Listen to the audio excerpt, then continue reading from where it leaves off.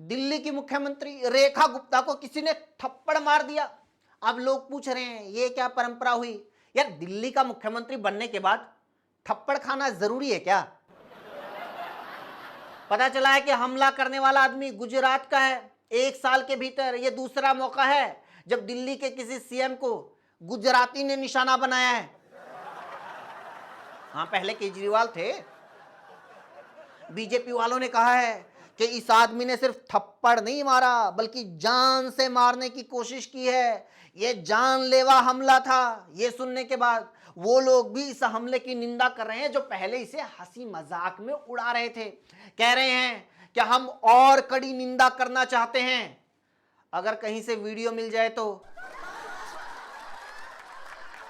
वैसे देखो, हम सभी को, सारी पार्टियों को, तमाम विपक्ष को ऐसा कायराना हमला करने वाले आदमी की निंदा करनी ही चाहिए।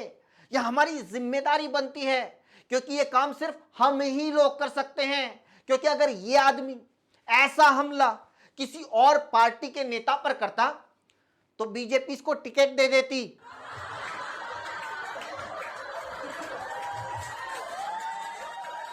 इस घटना के बाद लोग दिल्ली की कानून व्यवस्था पर भी सवाल उठा रहे हैं। बताओ क्या फायदा हुआ बीजेपी की सरकार बनाने का जब खुद मुख्यमंत्री सेफ नहीं है?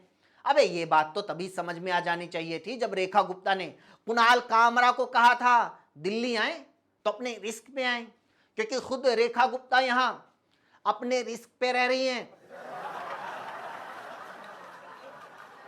खबर यह भी आ रही है कि जिस आदमी ने रेखा गुप्ता को थप्पड़ मारा है वो डॉग लवर है। वो इस बात से नाराज था कि दिल्ली से आवारा कुत्तों को निकाला जा रहा है। ये डॉग लवर्स का कमाल चल रहा है देश में। ये खुद ही तो कहते रहते हैं डॉग्स पर झूठे आरोप लगाए जा रहे हैं, डॉग्स इंसानों को कभी नहीं काटते। हाँ, ये काम तो डॉग लवर्स कर रहे हैं। इसलिए सूत्रों के हवाले से अब यह भी पता चला है कि अब दिल्ली में डॉग्स के साथ डॉग लवर्स को भी बैन किया जाएगा। आज की वीडियो में हम इन तमाम डॉग लवर्स, आवारा कुत्तों की समस्या और आवारा पशुओं की समस्या के बारे में बात करेंगे गंभीरता के साथ। हमारा दावा है कि ये एनालिसिस लोगों की आंखें खोलने वाला साबित होगा, इसलिए आखिरी तक वीडियो को जरूर देखिएगा। लेकिन पहले बात रेखा गुप्ता जी की ही करते हैं। इनके ऊपर थप्पड़ पड़ा तो लोग इसके बारे में मिली जुली प्रतिक्रिया दे रहे हैं। मिली जुली, क्योंकि कुछ लोगों का मेलजोल बीजेपी से है तो कुछ का आपसे। मतलब सभी लोग खुलकर निंदा नहीं कर रहे हैं। कुछ लोग ऐसे भी हैं जो रेखा जी को उनके पुराने चुटकुले याद दिला रहे हैं। पूछ रहे हैं जब केजरीवाल पर हमला होता था तो आप बड़े चुटकुले सुनाती थी, अब क्यों नहीं सुना रही हैं? अबे कुछ तो संवेदना रखो। यहां मुख्यमंत्री पे हमला हुआ है और इनको स्टैंड अप कॉमेडी देखनी है। इस पूरे मामले में सबसे ज्यादा डिसअपॉइंटमेंट मीडिया के हाथ लगी है, क्योंकि इनके हाथ वीडियो तो लगी नहीं। याद है कैसे केजरीवाल पर थप्पड़ की वीडियो को सारे न्यूज चैनल मजे ले लेकर चलाते थे। थप्पड़ एक लगता था, दिखाते 100 थे। देखिए कैसे केजरीवाल को लगा थप्पड़, फिर से देखिए कैसे लगा थप्पड़, एक बार फिर देखिए कैसे लगा थप्पड़, बार बार देखिए कैसे लगा थप्पड़, देखते रहिए कैसे लगा थप्पड़। साले वीडियो को लूप में लगा के छोड़ देते थे। इतना दर्द तो केजरीवाल को थप्पड़ का नहीं होता था जितना उसकी न्यूज देख के होता था।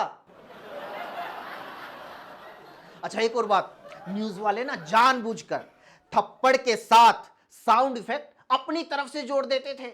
लोग भी कंफ्यूज हो जाते थे कि यार इतनी सारी भीड़ है, इतना शोर शराबा है, बाकी किसी भी चीज की आवाज समझ में नहीं आ रही है, लेकिन थप्पड़ की आवाज बिल्कुल क्लियर है।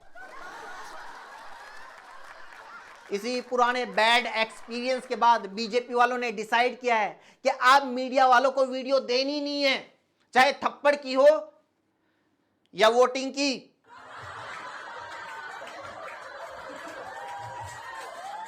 बेचारे मनोहर लाल धाकड़ भी कह रहे होंगे, अबे तुम लोगों को इतनी अकल मेरे टाइम पर क्यों नहीं आई। खैर, आज हम बात कर रहे थे डॉग लवर्स की, एनिमल लवर्स की। दिल्ली में इन डॉग लवर्स ने भाई एमसीडी की टीम को पीट दिया, क्योंकि एमसीडी वाले आवारा कुत्तों को पकड़ने आए थे। इसी तरह झारखंड के बोकारो में एक आदमी ने आवारा कुत्तों को भगा दिया, तो डॉग लवर बाप बेटे ने आकर उस आदमी को पीट दिया। ऐसे और भी कई किस्से हैं। और काऊ लवर्स, गाय प्रेमियों के, गौरक्षकों के किस्से तो खुद मोदी जी सुना चुके हैं।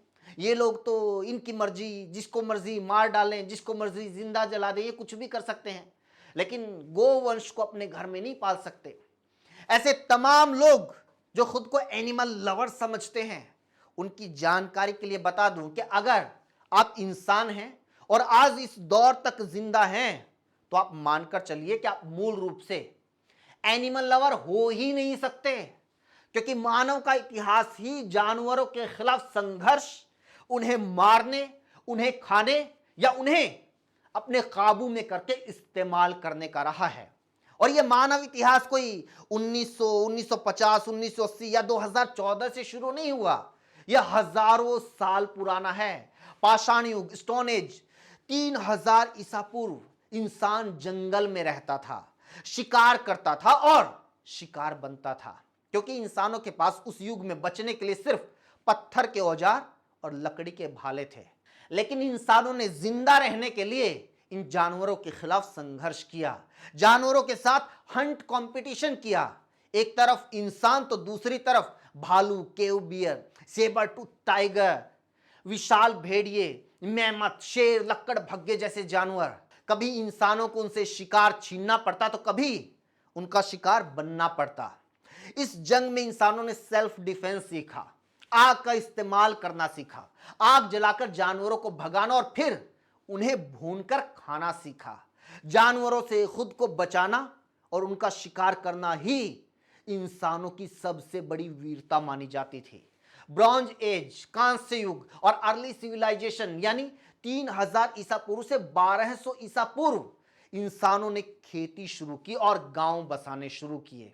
उस समय भी जंगलों को साफ करते हुए जानवरों से लड़ना पड़ा। जैसे तैसे खेती शुरू हुई तो जानवरों से खेती को बचाने के लिए संघर्ष शुरू हुआ। फिर औद्योगिक क्रांति के बाद 1900 ईस्वी से लेकर अब तक 20वीं 21वीं सदी में इंसानों और जानवरों के बीच संघर्ष ने नया रूप लिया। टेक्नोलॉजी, संरक्षण, कंजर्वेशन और पर्यावरण जागरूकता, एनवायरमेंटल अवेयरनेस पर बात होने लगी। ह्यूमन वाइल्ड लाइफ कॉन्फ्लिक्ट को खत्म करने के बारे में चर्चा होने लगी। प्रोटेक्टेड एरिया बने, नेशनल पार्क्स बने, सेंचुरीज बनाई जाने लगी, ताकि जानवरों और इंसानों के बीच तालमेल, को एग्जिस्टेंस स्थापित हो। जी हां, को एग्जिस्टेंस, इस शब्द को याद रखना। इस पूरे मानव इतिहास की जर्नी के दौरान यह भी हुआ कि इस लड़ाई में धीरे धीरे इंसानों ने कमजोर जानवरों को पहचानना, उन्हें काबू करना, पालना शुरू कर दिया, इनका इस्तेमाल शुरू किया और फिर उन्हें अपनी फूड चेन का हिस्सा भी बना लिया। आज भी इंसानों के आसपास वो ही जानवर मिलेंगे जो या तो कमजोर हैं या पालतू हैं या फिर उनके खाने का हिस्सा हैं।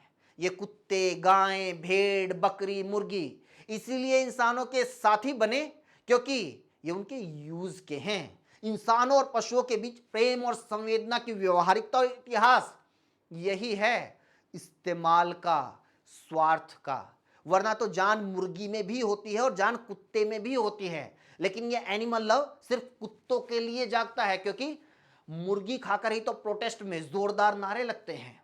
गाय और गोवंश को लेकर भी हमारे समाज में बहस बरसों पुरानी है। एक जमाने में गाय की पूजा पर बहस छिड़ी तो उस समय सावरकर ने कहा था, सावरकर ने, गाय सिर्फ जानवर है, उपयोगी जानवर, इसका सिर्फ आर्थिक और व्यावसायिक लाभ लेना चाहिए, ना कि इसकी पूजा करनी चाहिए। सावरकर की तो गोमांस खाने पर भी ऐसी राय थी जिसे आज कह दिया जाए तो करोड़ों लोगों की भावनाएं आहत हो जाएं। लेकिन हमारी इस पूरे मामले में जो राय है वो बिल्कुल अलग है। वो ये है कि आप किसी जानवर की पूजा कीजिए, खूब कीजिए, उसका प्रेमी होने का दावा कीजिए, ये भ्रम पालिए, खूब पालिए, लेकिन अपने घरों में पालिए, एक नहीं 100 पालिए। प्लीज अपने लव को इस तरह सड़कों पर किसी के बच्चों को नोचने के लिए मत छोड़िए। अपने प्रेम को इस तरह किसी की जान लेने के लिए गलियों में मत छोड़िए। अपने प्रेम को सड़क के बीच में एक्सीडेंट करवाने के लिए मत छोड़िए। जानवरों से प्रेम करना आपका अधिकार है, लेकिन इस प्रेम को दूसरों पर थोपना यह आपका अधिकार नहीं है। इस बात को मानिए कि गलियों में आवारा पशु जो घूम रहे हैं वो पशु सिर्फ खतरा नहीं है, बल्कि जानलेवा खतरा है।